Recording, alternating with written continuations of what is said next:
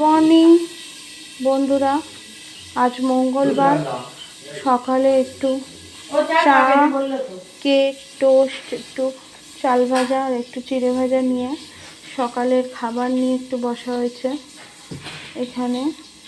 এটা মায়ের চা, মা নিয়েও বসেছে। এটাও মায়ের চা। মা দুটো খাবে না, মা একটা খাবে, কিন্তু এটা ভিডিও করছি। আর এটা আমার সন্তান খাবে, এটা আমার পুত্র খাবে, আর এটা আমার মা খাচ্ছে।